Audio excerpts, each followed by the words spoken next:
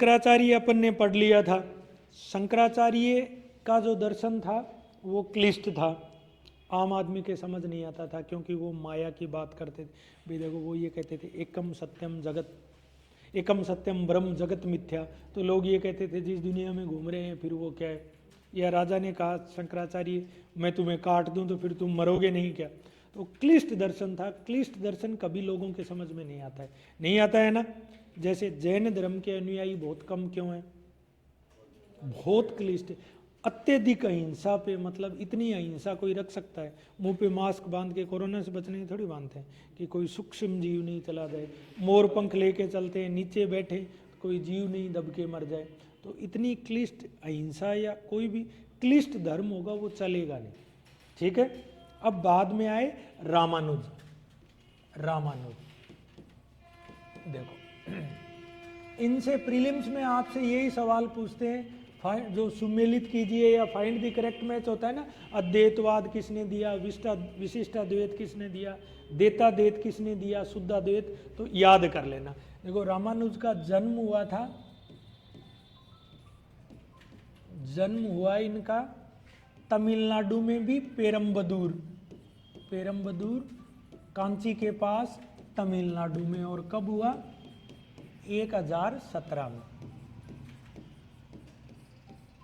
1017 में जन्म हुआ इनका। और इन्होंने जो दर्शन दिया उसका क्या नाम था,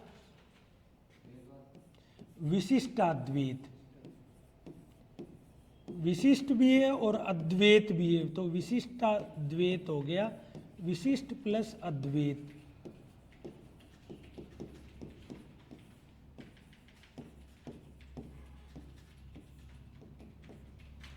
आप तो याद कर लेना, फिलोसॉफी की साइड जाओ ना तो शंकर कहता है कि व्यक्तिक आत्मा और ब्रह्म एक ही है। ये दो स्तर पे मानते हैं। जो जगत वाला स्तर है, जागतिक स्तर जिसको कहते हैं, उस पे तो ये भेद मानते हैं, पारमार्थिक स्तर पे भेद नहीं मानते। शंकर के दर्शन के खिलाफ 7 प्रकार की प्रपत्तियां लेके आए। फिलोसॉफिक साइड में नहीं जाना भाई, इतना याद रख लेना, विशिष्टाद्वैत मानते हैं। और इन्होंने कृष्ण या राधा कृष्ण की भक्ति की है ना, राधा कृष्ण की भक्ति की।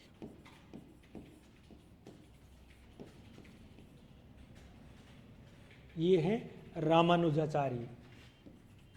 रामानुज या रामानुजाचार्य भी कह देते हैं। पेरम्बदूर काम कहते हैं 120 वर्ष तक दिए थे, विशिष्टाद्वैत दिया, राधा कृष्ण की भक्ति की। ठीक है। अब देखो, इनके ही समकालीन एक व्यक्ति थे यहाँ के निम्बार्क। निम्बार्क तमिलनाडु के ही थे, बेलारी है ना, तमिलनाडु के ही रहने वाले थे और इनके समकालीन थे। निम्बार्क ने क्या किया, निम्बार्क ने सिद्धांत दिया देतादेत, या इसको भेदाभेद भी कह देंगे, भेद प्लस अभेद भेदाभेद, द्वैत प्लस अद्वैत। ये सिद्धांत किसको मिला के दिया, शंकर का तो अद्वैतवाद हो गया और रामानुज का विशिष्टाद्वैतवाद।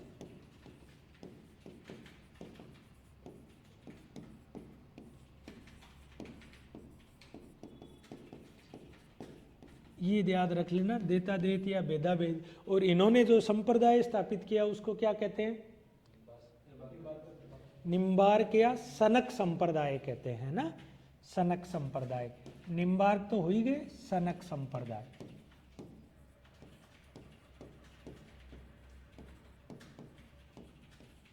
ठीक है। रामानुज के समकालीन हो गए निम्बार्क, ये भी तमिलनाडु के ही थे, मतलब 11वीं शताब्दी के संत हो गए। अब देखो, अगले संत आएंगे मध्वाचार्य। मध्वाचार्य का जन्म कहाँ हुआ, मध्वाचार्य का भी केरल के उडुपी में जन्म हुआ। मध्वाचार्य का जन्म हुआ केरल के उडुपी में। मध्वाचार्य केरल उडुपी, समय कब था, 12वीं शताब्दी।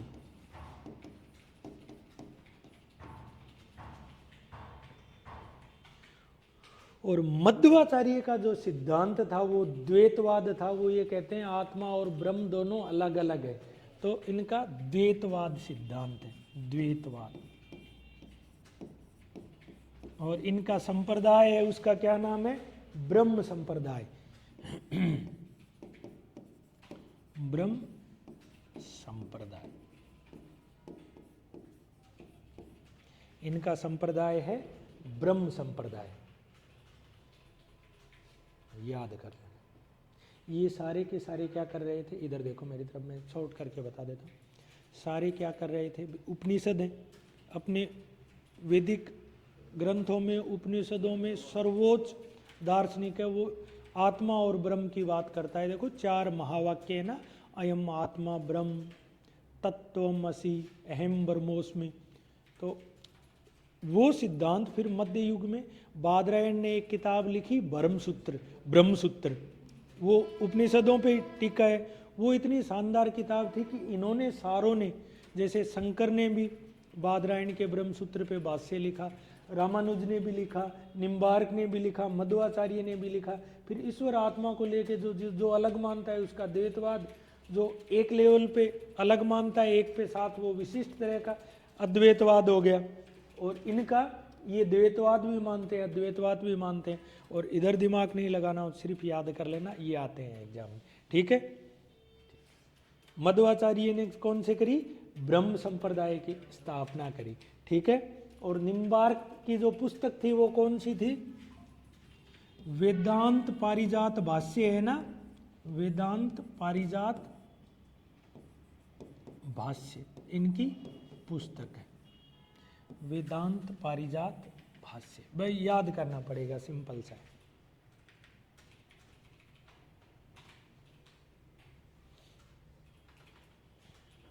बढ़े आगे। अब देखो ऐसे ही एक व्यक्ति और आएंगे जो शुद्ध अद्वैतवाद देंगे। कौन है वो शुद्ध अद्वैत देने वाले? वल्लभाचार्य, है ना, वल्लभाचार्य। वल्लभाचार्य, वल्लभाचार्य ने कौन सा सिद्धांत दिया? शुद्ध अद्वैत, शुद्ध अद्वैत जो कहते हैं, शुद्ध अद्वैत। और इनका मार्ग जो संप्रदाय कौन सा स्थापित किया? पुष्टि मार्ग। वल्लभ तो था ही, पुष्टि मार्ग कहते हैं उसको, पुष्टि मार्ग कहते हैं। और वल्लभाचार्य वाले को, इसको नहीं कहते विशिष्ट द्वैतवाद, इसको, ये तो शुद्ध द्वैतवाद है।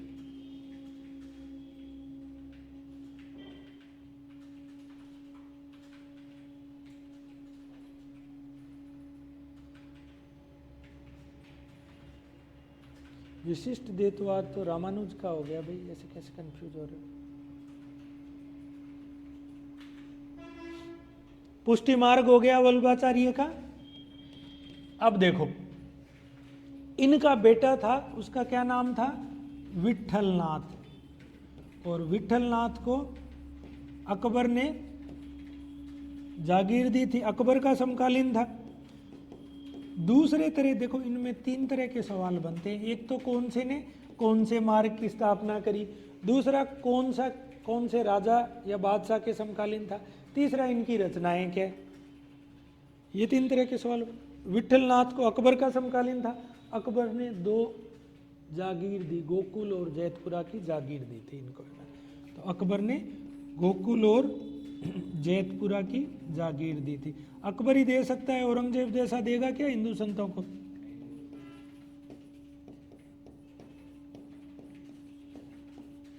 बस ये इतना याद रखना भाई।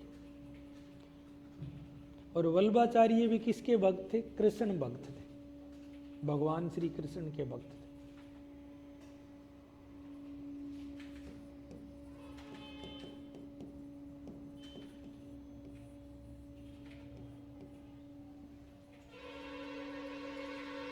अब देखो, अब ये दक्षिण भारत के हो गए, ये तो सारे संत, ठीक है।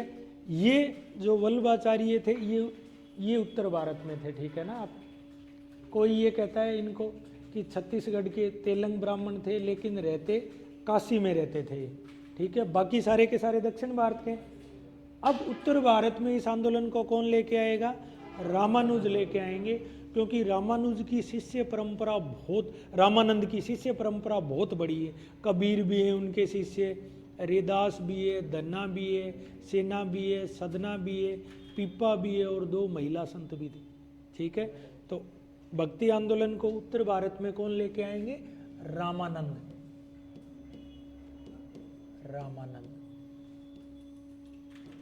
रामानंद प्रयागराज या इलाहाबाद में रहते थे। प्रयागराज या इलाहाबाद। इनका समय है 16वीं शताब्दी। देखो, सबसे शिक्षाओं में सबसे बड़ी बात है ये जाति पाति पूछे ना कोई, हरि वजह सो हरि का होई। तो इन्होंने जाति व्यवस्था पर कठोर प्रहार किया है ना। लिखो, जाति व्यवस्था पर कठोर प्रहार, जाति व्यवस्था पर कठोर प्रहार। और इसीलिए इनके जितने भी सारे शिष्य थे अलग अलग जाति के थे, शिष्य सभी जाति परंपरा पर थे। प्रयागराज और कठोर प्रहार किया। दूसरा योगदान ये है कि भक्ति आंदोलन को दक्षिण भारत से उत्तर भारत में ले आए।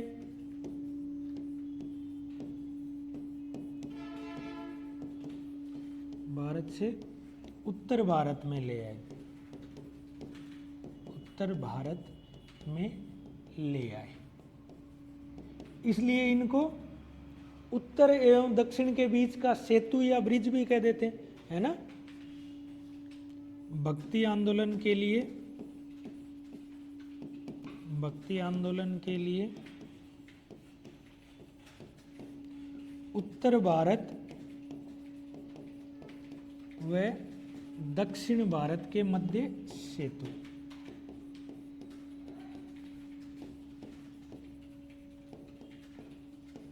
सेतु का काम किया भाई, ले आए।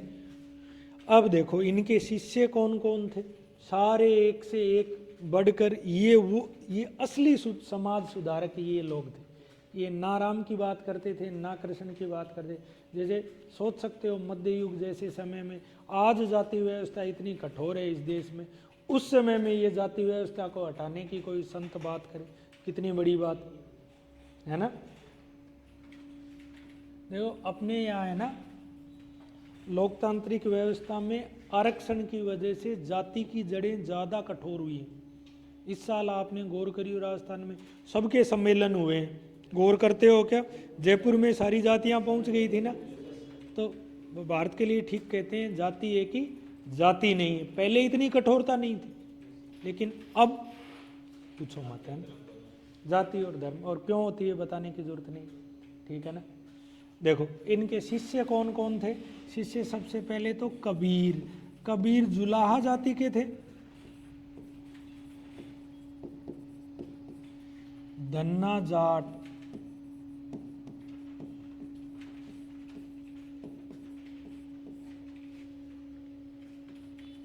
रैदास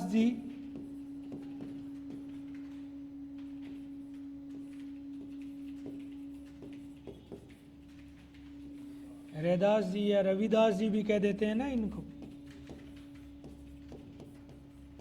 दिल्ली में इनके अनुयायी सबसे ज्यादा है।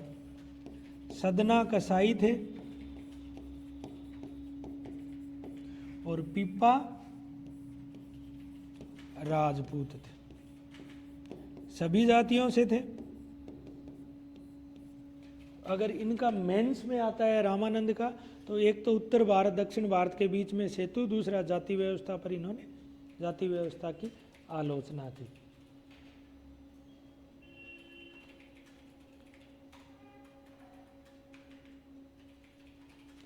अब आओ, दो बड़े संत हैं, एक कबीर और एक नानक। कबीर नानक के बिना भक्ति आंदोलन पूरा नहीं होता, ठीक है ना। बताओ, कबीर और नानक ने कोई नया धर्म प्रारंभ किया था क्या? वो जाति धर्म संप्रदाय की सबसे ज़्यादा आलोचना करते थे। और उन्हीं के चेलों ने क्या किया? चेले हमेशा गुरु का बंटाधार करते हैं। चेलों ने कबीर पंथ भी बना दिया है। कबीर पंथी राजस्थान में भी वो जो बोरी पहन के घूमते हैं, कभी किसी ने देखा है क्या? बोरी के कपड़े पहने हुए किसी ने देखा है? प्योर बोरी जो होती है, देखा करो, है ना, वो कबीर पंथी है। और गुरु नानक देव जी ने तो सिख धर्म नया अवतरित हो ही गया, है ना। तो अब पढ़ते हैं कबीर को।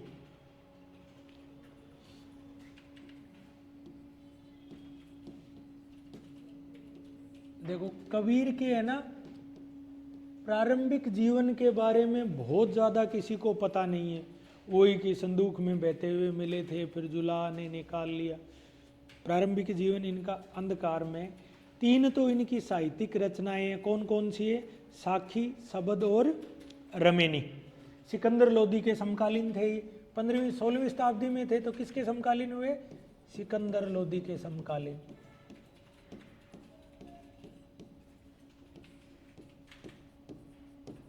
और साहित्यिक रचनाएं क्या क्या है? साहित्यिक रचनाएं हैं साखी, शबद और रमेनी।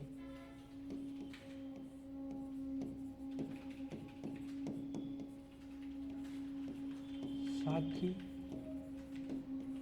शबद और रमेनी। कबीर की क्या क्या विशेषताएं हैं? एक तो इन्होंने जाति व्यवस्था पर कड़ा प्रहार किया था ना। हिंदुओं की भी वैसे ही आलोचना करते हैं और मुसलमानों की एक बराबर वैसे ही आलोचना करते हैं ना, ठीक है ना। तो एक तो पहला योगदान तो है जाति व्यवस्था का विरोध किया।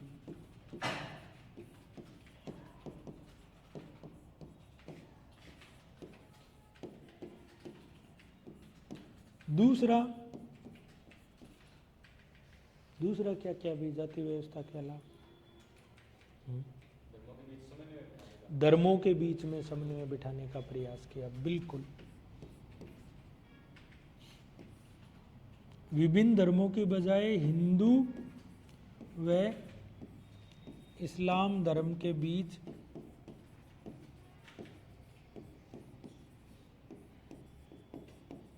समन्वय बढ़ाने का काम किया।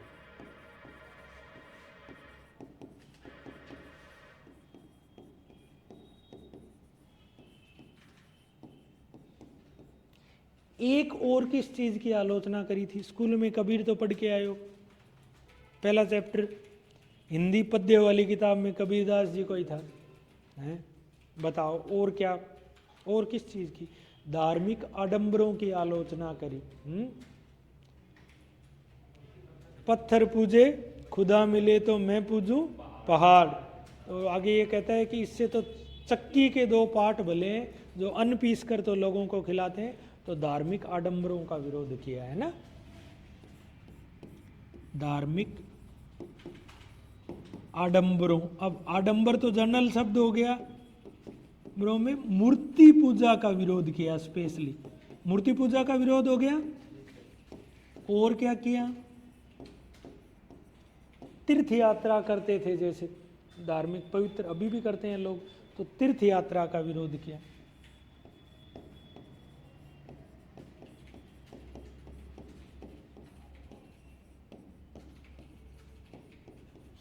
एक कबीर ने आम लोगों की भाषा में उपदेश दिए। पढ़ते हो तो अभी भी समझ आ जाती है ना। तो उसको क्या भाषा कहेंगे? उसको सदूकड़ी भाषा कहेंगे, साधुओं की, या जो आम लोगों की भाषा थी। तो उपदेश क्या थे कबीर के? सरल उपदेश थे। कबीर ने जन सामान्य की भाषा में शिक्षा दी।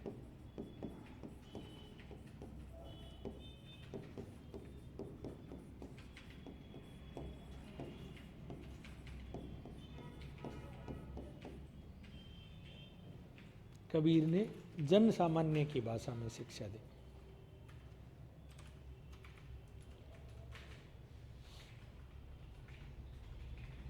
ठीक है। एक कबीर की शैली कैसी थी? मृदु शैली थी या व्यंग्य भाव वाली शैली थी? व्यंग्य भाव वाली शैली थी, है ना। तो कबीर की शैली व्यंग्यात्मक थी। कबीर की शैली प्रहारात्मक और व्यंग्यात्मक थी।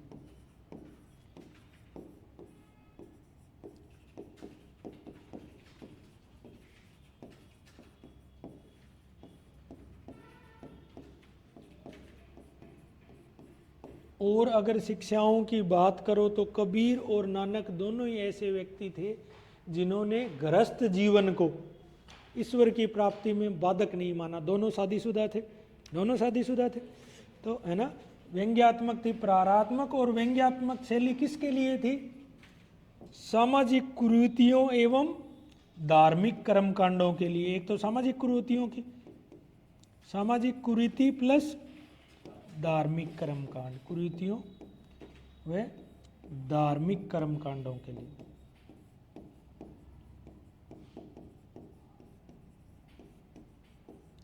क्योंकि इन्होंने, कबीर ने है ना बाल विवाह और सती प्रथा का विरोध किया था, तो ये आपको याद रह जाएगी, है ना।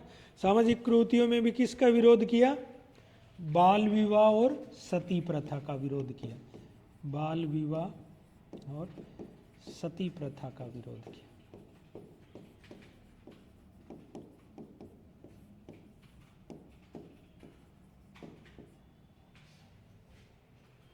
बाल विवाह, देखो आईने अकबरी में अबुल फजल इनके बारे में लिख के गए हैं, कबीर के बारे में, है ना।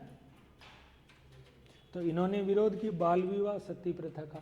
अब बताओ कि ये वास्तविक भक्ति आंदोलन के से, इनका तो भक्ति से इन्होंने समाज सुधार के काम किए, और उस युग में जाति प्रथा पर विरोध करना बहुत बड़ी बात है, इसलिए ये इम्पोर्टेंट है। अगले महत्वपूर्ण संत है ऐसे ही नानक ने भी जाति प्रथा का विरोध किया। मूल सिखिज्म में जाति व्यवस्था के लिए कोई स्थान नहीं था, लेकिन बाद में, अब कबीर में और नानक में समानता तो ये कि दोनों ने जाति प्रथा का विरोध किया, दोनों ने ही धार्मिक कर्मकांडों का विरोध किया। और असमानता क्या है? उनकी जो नानक की शैली है वो मृदु या प्रिय शैली है, ठीक है, और उन्होंने महिलाओं को मोक्ष प्राप्ति में बाधक नहीं माना है। ये कबीरदास जी माया माँ ठगी नहीं, कुछ उस तरीके से कह के, तो उन्होंने महिलाओं को बाधक नहीं माना। नवीन धर्म जैसे सिख धर्म कैसे बना? गुरु नानक के जो शिष्य थे उसका अपभ्रंश रूप है सिख। फिर वो ग्रंथ लिखने के भी पक्ष में थे। आदि ग्रंथ किसने संकलित किया? पांचवें गुरु अर्जुन देव जी, ठीक है। अगले पढ़ेंगे अपन नानक।